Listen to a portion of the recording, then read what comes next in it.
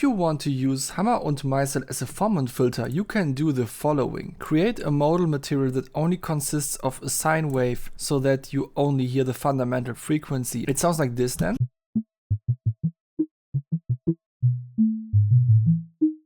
And then add the Formants tab and dial in gain on the Formants.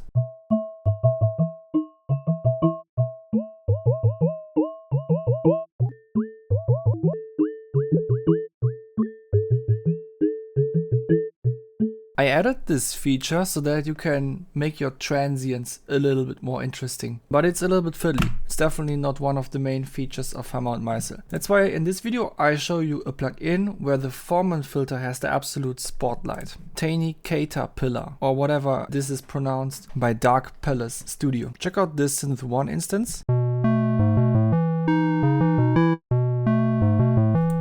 And now I add this layer.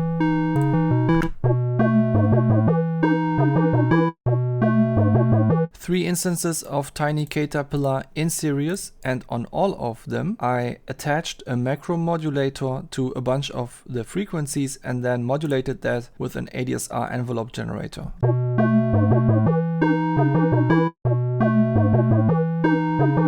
That is the closest you can get to using this Formant filter like the Formant filter in Hammer und Meißel, because that one also reacts to MIDI inputs. But I will also show you some other ways to use this plugin. For example, check out how this bassline sounds with and without Tiny Caterpillar.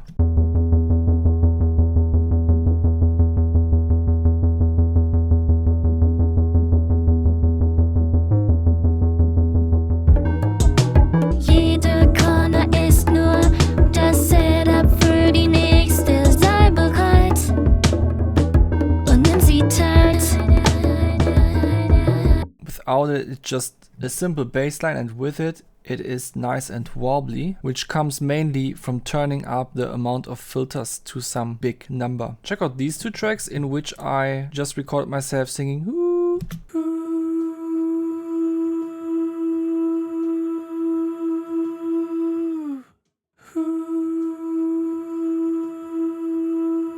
This is a tempo sync LFO playing quarter notes, and as you can see, it modulates the lower limit of the frequency range because I wanted to add some interesting sizzle in the high end, since airy vocals have a lot of interesting high end that you can modulate with Formant filters. These vocals are actually two layers of vocals. The first layer is just my more or less dry voice. Finde deine Linie und folge deinem Weg, schau nicht zurück. And the second layer is me through vocal flex. Finde deine Linie und folge deinem Weg, schau nicht zurück. And the vocal flex voice is more prominent, partly because it is transposed up an octave and has more of an energetic tone to it. So I used Tiny Caterpillar on my dry vocals to make them a little wider so that there is enough space between the two vocals. Now the vocal flex is in the center and my dry vocals are on the outside. Check this out.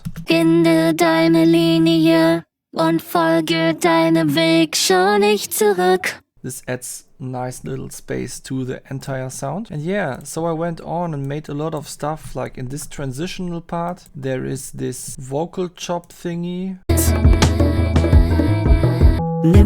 And there I actually use Butterfly, which can be seen as the big version of Tiny Caterpillar because it also has this Formant filter, less maximum order though. I don't know if they are going to change that, but just so you know. And on top of the Formant filters, there are also some compression features in here and delays. So this is like the full tool if you want to have a powerful stereo widening and density setup in one plugin. But I gotta be honest with you, this is advertisement because I have the affiliate link to this plugin in my video description. So don't feel like I said something smart and because of that you have to buy that now. No, you should try this plugin, and if you like it, then I would be very honored if you used my affiliate link to buy it.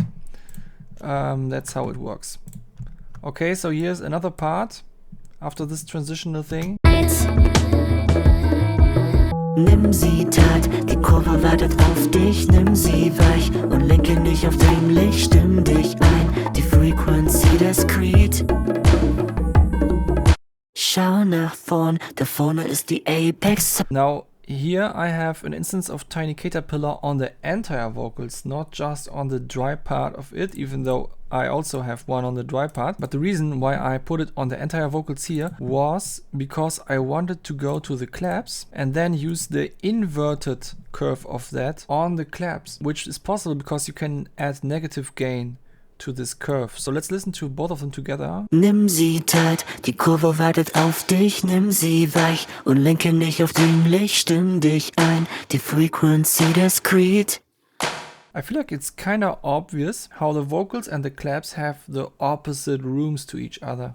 And because of that makes space. And that's a technique that I have already used a lot in the past, where I used ProQ, made some curve and then copied the ProQ instance into another track and then highlighted all of the filters and turned the gain into the other direction. Very nice technique, but I feel like the workflow in Tiny Caterpillar is a little bit faster because you can do it with a single parameter, which is nice. So now, to wrap this video up, I wanna use this plugin in front of your eyes so that you can get a bit of a better feeling for how it feels to use it. And I will use it on this bongo recording. Und folge deinem Weg, schau nicht zurück, denn es geht weiter. Jede Corner ist nur das Setup für die nächste, sei bereit und nimm sie tight.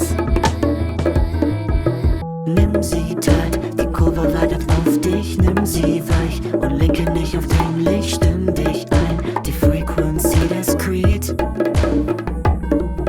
Schau nach vorn, da vorne ist die Apex, Zauber dort, ein Drift, der sie wegfällt, laut geworden, der Jubel vieler Herzen. Yeah, nice. I really like the workflow of making stuff white with Tiny Caterpillar. These controls have a unique feeling to them, like moving around the entire range or one of the single bounds of the series of filters. That is just a different feeling than what would be the compared setup in ProQ, doing something like this. And yeah, what could you do? You could move them together as well, but you couldn't stretch it out easily. So this workflow kind of implies that you think less about specific frequencies and more of the bigger picture. And that's pretty cool for these kind of moments where you don't want to use an equalizer to get the specific sweet spot out, but just to add some roominess to everything. I think they nailed this workflow with Tiny Caterpillar.